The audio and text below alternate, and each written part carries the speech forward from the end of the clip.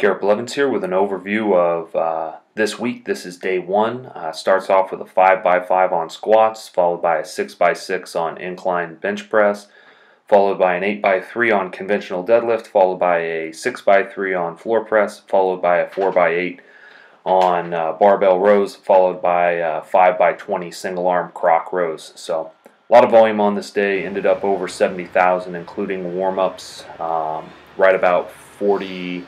A little over 40,000 if I included the barbell rows. And so really heavy day. I put that proverb in there, the sluggard wants rest but also wants results and doesn't get it. But the diligent worker puts in the effort and will achieve the results that they're after. Hopefully that principle will hold true in this training cycle. Here you see some of my squats. I didn't record all of my sets, though I did record a high number of them. I probably will not have another video this long with this many sets in it, but I wanted to do one at least at the beginning to show what this volume protocol looks like. Again, I'm working out 3 days a week, so this is my one of my heavy volume days. I haven't completed a full Saturday workout yet, and so I'm going to have to see how long that will take me. I'm assuming that Saturdays are going to be about 2 hours. This is my first day of the week, which I ended up doing on a Tuesday, and this took 2.5 hours to finish the workout. I've done a Wednesday workout or Thursday workout already, and that was about an hour and a half. And so since I'm on this 3-day-a-week split, I'm having to condense some of my training into a single day. And what that means pragmatically is instead of what I would normally do, which would be maybe 6 sets of 3, I'll be doing 6 sets of 6. And so the volume will be quite a bit higher. Or instead of doing, 2 sets of 5 and then going to another exercise of variation and doing another 2 or 3 sets of 5, I'm doing 5x5 just with squats alone. Added into this is always there's a squatting movement on each day, there's a deadlift movement on each day, and there's 2 bench movements each day. Now that includes variations such as today there's incline and floor press, so those are the 2 bench movements.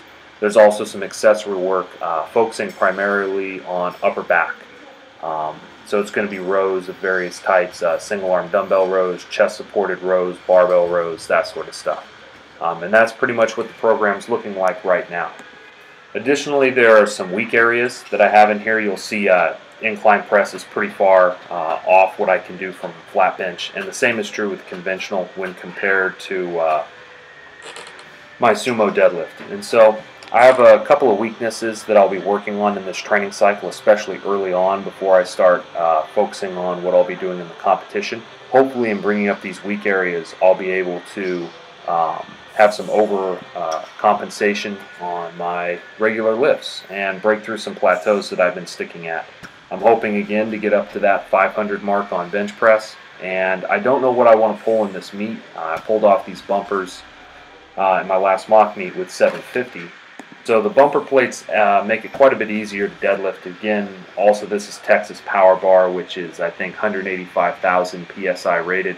So it flexes a little bit more than the bars used in competition, but I really would like to get either close to a 750 or 750 plus with a stiffer bar and thinner plates in competition. And really by the end of the year, would like to get up about 800 on the deadlift. So those are some of my goals that I have, and I'm hoping that working on conventional is going to be able to help that.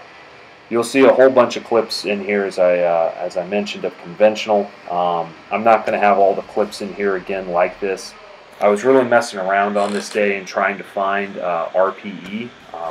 There is an RPE scale that's attached to this program. Sometimes I have weight that's given to me, but sometimes I'm working off of RPE, and I'm trying to get used to that to become more effective on changing up what volume that I will need for the day, additionally, and also what weights that I'll need to use for the way. Get a little auto regulation in there.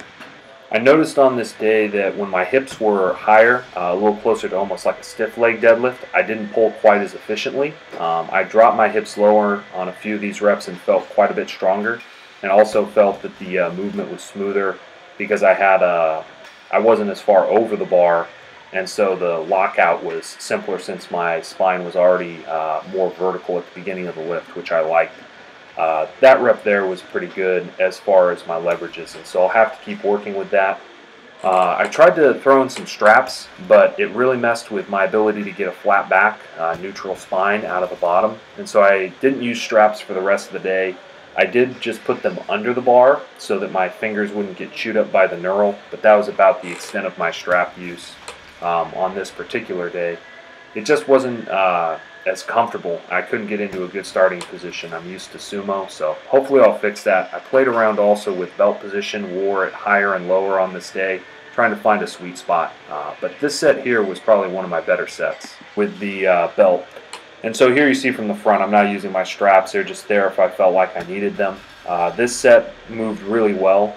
In fact, as I did more and more work on this day, both with squats and with deadlift, I felt like I was getting stronger throughout the day. RPE would go up and down. It was kind of almost an undulating RPE for the day, where I'd have some sets that felt really off and other sets that felt pretty good.